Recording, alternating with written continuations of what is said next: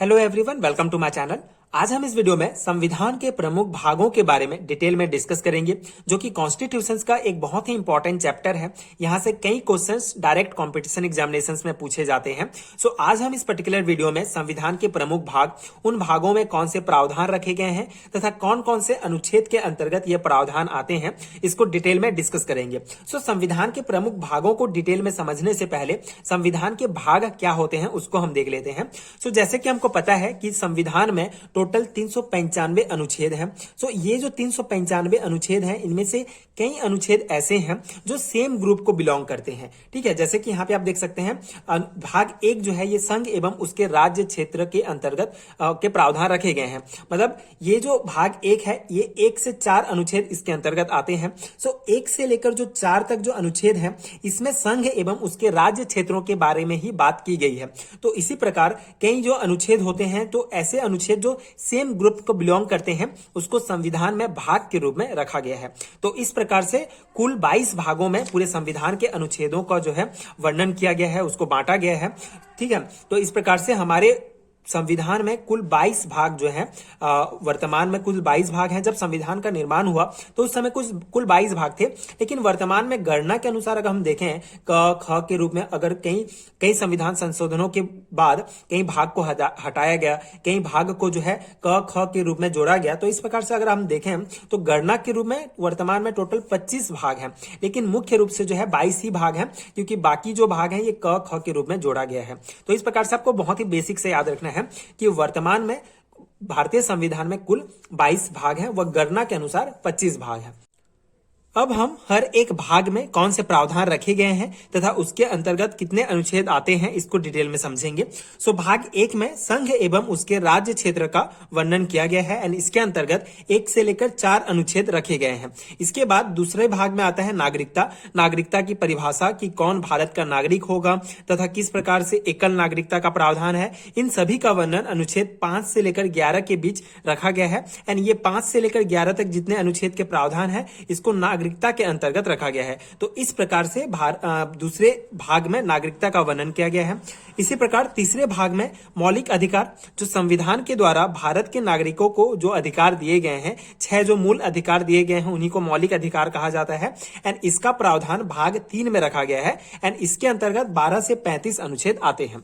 इसके बाद भाग 4 में आता है राज्य के नीति निर्देशक तत्व। सो नीति निर्देशक तत्व जो होते हैं, ये राज्य के कर्तव्य होते हैं। राज्य के नीति निर्देशक तत्व भी मौलिक अधिकार के ही समान है, लेकिन ये जो है राज्यों के ऊपर डिपेंड होता है कि वे ये अधिकार अपने नागरिक को देंगे या नहीं देंगे। तो ये जो राज्य के नीति निर्देशक तत्व हैं, ये अनुच्छेद 36 से लेकर 51 के बीच रखे गए हैं एंड भाग 4 में राज्य के नीति निर्देशक तत्वों का प्रावधान रखा गया है। इसके बाद भाग 4 क में मौलिक कर्तव्य रखा गया है। इस प्रकार से ये जो मौलिक कर्तव्य हैं, जैसे मौलिक अधिकार दिए गए हैं, उसी प्रकार मौलिक कर्तव्य है हर एक नागरिक का।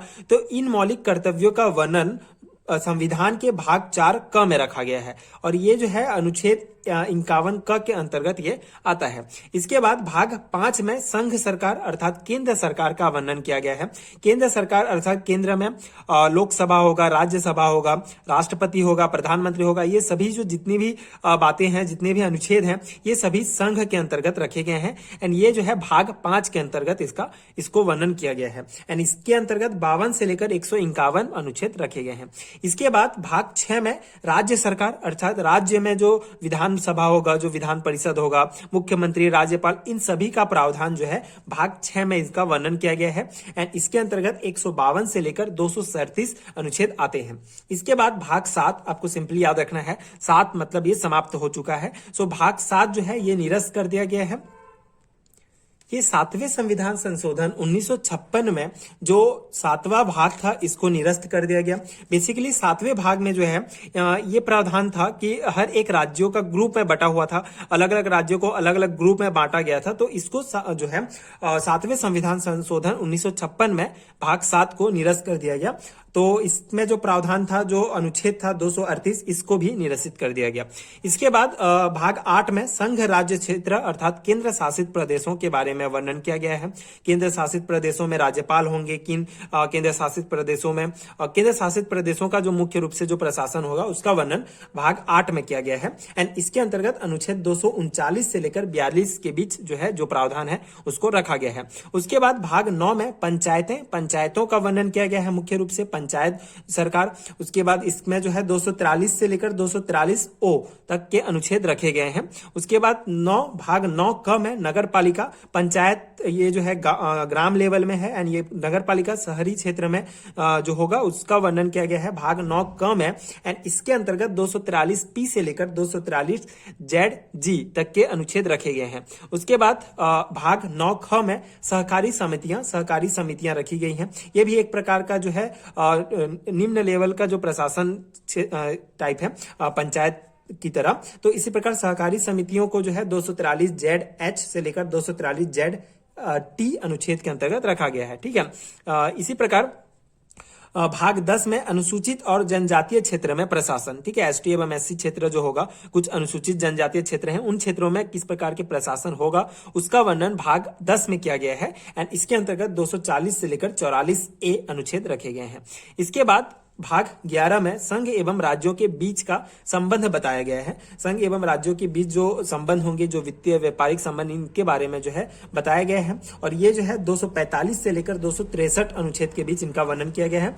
और 12वें भाग में वित्तीय एवं संपत्ति संबंध। ठीक है, संघ एवं राज्यों के बीच संबंध बताया गया 245 से लेकर 63 अनुच्छेद के बीच भाग 11 में। एंड भाग 12 में वित्तीय एवं संपत्ति संबंध। ठीक है, संघ एवं राज्यों के बीच किस प्रकार के वित्तीय संबंध होंगे उनका वर्णन भाग 12 में किया गया है। और इसके अंतर्गत 264 से लेकर 300 अनुच्छेद आते हैं। इसके बाद भाग 13 में व्यापार एवं वाणिज्यिक संबंध, राज्य एवं संघ के बीच किस प्रकार के व्यापार एवं वाणिज्यिक संबंध होंगे, इसका वर्णन अनुच्छेद 301 से लेकर 307 तक किया गया है। उसके बाद भाग 14 में संघ एवं राज्यों के जो है अधीन सेवाएं, जैसे यूपीएससी या लोक सेवाएं जितनी भी हैं, इसको इनके अंतर्गत रखा गया है। इसमें 308 से लेकर 323 तक के अनुच्छेद आते हैं। उसके बाद 14 क में अधिकरण, जो 323 ए बी अनुच्छेदों के अंतर्गत इसको शामिल किया गया है। भाग 15 में निर्वाचन, जो चुनाव है, किस प्रकार की चुनाव प्रक्रिया होगी भारत में, इसका प्रावधान जो है भाग 15 में रखा गया है। एंड ये जो है 324 से लेकर 329 तक के अनुच्छेद इसके अंतर्गत आते हैं। इसके बाद भाग 16 में कुछ वर्गों के संबंध में विशेष उपबंध, कुछ विशेष उपवर्ग जैसे एसटी एससी वर्गों के संबंध में जो विशेष उपबंध है, इसको भाग 16 में रखा गया है। एंड इसके अंतर्गत 330 से लेकर 342 अनुच्छेदों को रखा गया है। इसके बाद अगर भाग 17 की बात करें तो इसमें राजभाषा, राजभाषा का वर्णन किया गया है प्रावधान में। जैसे हिंदी हमारी राजभाषा होगी तो उसको जो है भाग 17 में जो है इसका वर्णन किया गया है। एंड इसके अंतर्गत जो है 343 से लेकर 351 तक के अनुच्छेद आते हैं। इसके बाद भाग 18 में आपात उपबंध, जो आपात होते हैं राष्ट्रकालीन, जो राष्ट्रीय आपात होंगे, जो आपातकाल जो लगाया जाता है, इसके उपबंध में जो है भाग 18 में इसका प्रावधान रखा गया है। एंड इसके अंतर्गत 352 से लेकर 360 तक के जितने भी अनुच्छेद हैं उसमें इनका वर्णन किया गया है। ठीक है, अलग अलग प्रकार के आपात होते हैं तो उस अकॉर्डिंग वित्तीय आपातकाल हो गया या कोई भी राष्ट्रपति शासन, इन सभी के बारे में जो है भाग 18 में प्रावधान रखा गया है। भाग 19 में प्रकीर्ण रखा गया है। इसके अंतर्गत 361 से लेकर 367 तक के जो है अनुच्छेद आते हैं। भाग 20 में संविधान संशोधन, ये बहुत इंपॉर्टेंट है। ये सभी इंपॉर्टेंट पॉइंट्स हैं, कहीं से भी डायरेक्ट क्वेश्चंस कॉम्पिटिशन एग्जामिनेशंस में पूछे जाते हैं, तो आपको सभी ध्यान रखने हैं। भाग 20 जो है ये संविधान संशोधन है।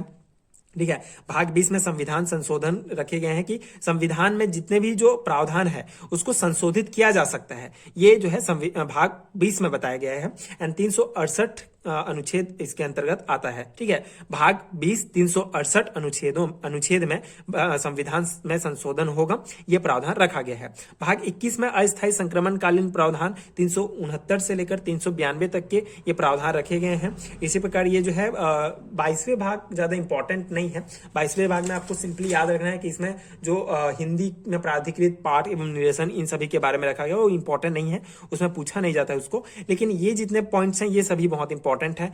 तो इस प्रकार से ये संविधान के प्रमुख भाग हैं एंड उसके अंतर्गत आने वाले अनुच्छेद हैं। आई होप आपको समझ में आया होगा। बहुत ही इंपॉर्टेंट है, आपको ये जनरली जो है इसको आप ऐसे ही नहीं, मतलब कि एक प्रकार से इसको आप ग्रुप बना के याद करेंगे तो आपको ज्यादा जल्दी याद होगा।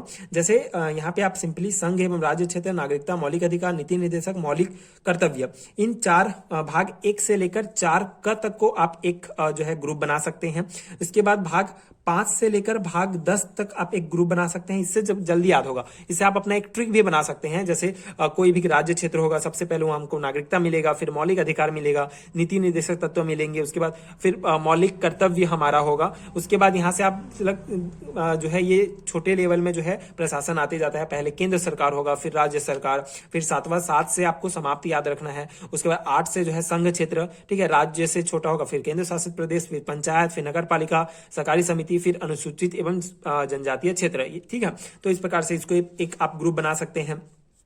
यहां से आप जो है 11 से लेकर 14 तक एक ग्रुप बना सकते हैं। उनके बीच संबंध, पहला वित्तीय संबंध, फिर व्यापारिक संबंध, फिर वाणिज्यिक व्यापारिक या वाणिज्यिक संबंध, फिर संघ एवं राज्य के बीच सेवा और अधिकरण। उसके बाद 15 से लेकर आप जो है इसको 21 तक एक ग्रुप बना सकते हैं। तो इस प्रकार से अगर आप ग्रुप बना के याद करेंगे, कुछ इंपॉर्टेंट ट्रिक्स बना के याद करेंगे अपने हिसाब से, तो आप बहुत इजिली याद हो जाएगा। तो इस प्रकार से आप इसको याद कर सकते हैं। बहुत ही इंपॉर्टेंट है, कई कॉम्पिटिशन एग्जामिनेशन में डायरेक्ट क्वेश्चन पूछा जाता है, तो आप इसको ध्यान रखेंगे। सो आई होप आपको समझ में आया होगा एंड आपके एग्जाम प्रिपरेशन के लिए ये हेल्पफुल रहा होगा। आगे के वीडियोस देखने के लिए चैनल के साथ जुड़े रहिए एंड अगर आपको इसका पीडीएफ चाहिए तो आपको नीचे लिंक मिलेगा पीडीएफ स्टोर का डिस्क्रिप्शन बॉक्स में, वहां से आप चेक कर सकते हैं। वहां आपको कॉम्पिटिशन एग्जामिनेशन से रिलेटेड सारे हैंड रिटन नोट्स मिल जाएंगे जो आपके प्रिपरेशन के लिए बहुत ही हेल्पफुल होंगे। So if you find helpful, so please check out this PDF store and thank you so much for watching.